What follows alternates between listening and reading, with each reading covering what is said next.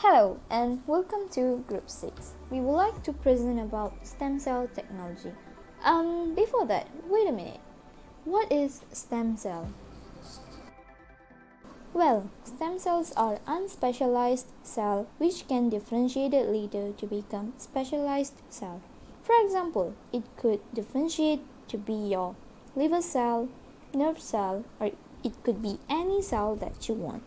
In the medical field, stem cell technology widely used to repair damaged organs and some serious diseases such as Parkinson's disease and diabetes.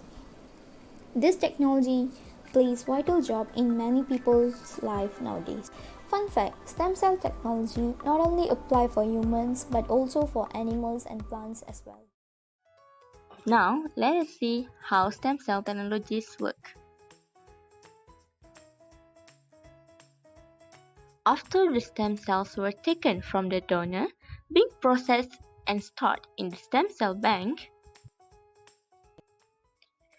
stem cells will then be retrieved from the bank and injected into the specific part of the patient's or recipient's body.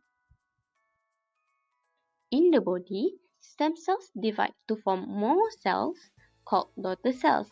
These daughter cells either become new stem cells or become specialized cells with a more specific function such as skin cells, muscle cells, and other more cells. This is the capture of the moment where the cells are divided. There are a lot of advantages in stem cell uses. Stem cells provide medical benefits in the field of therapeutic cloning and regenerative medicine. It also provides great potential for discovering treatment and cures. Studies have discovered that stem cell therapy can help enhance the growth of new healthy skin tissue. Next, the use of stem cell in pain management works to provide pain relief and decrease the inflammation associated with the pain. With the stem cell treatments, there is minimal risk of nerve damage.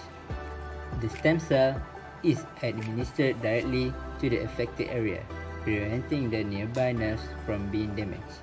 There are surgical procedures that may result in nerve damage, which is in turn affect the mobility and the functionality of the body. In a typical surgical or medical procedure, it is not the treatment that takes a lot of time, but the recovery period. With the use of stem cell, recovery time is minimal. The goal is to help patients get back to their way of life faster.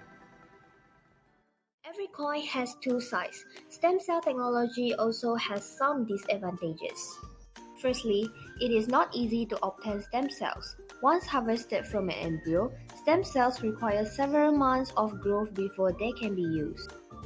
It could be risky because these are derived from embryos that are not a patient's own and the patient's body may reject them.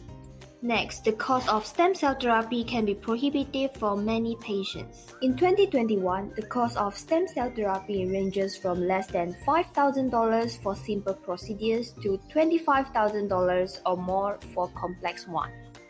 Another drawback is that stem cell technology involves the destruction of human embryos. This makes it immoral for those who believe that life begins at contraception. A similar theological problem is an idea of creating living tissues in a laboratory and whether that represents humans taking on the role of God. Now is for the organ transplant. Now I want to share about the first and the most successful organ transplant. Kidney was the first human organ to be transplanted successfully, followed by liver, heart, and other organs. Next, how organ transplants actually work. It works when a person needs an organ transplant because one of their organs is working very poorly and failing. Undergoing an organ transplant can lengthen a person's life and allow them to live like a normal person. Then, what is the process of organ transplant? The organs are sent to the transplant hospitals Then the donor is treated with honor and full respect.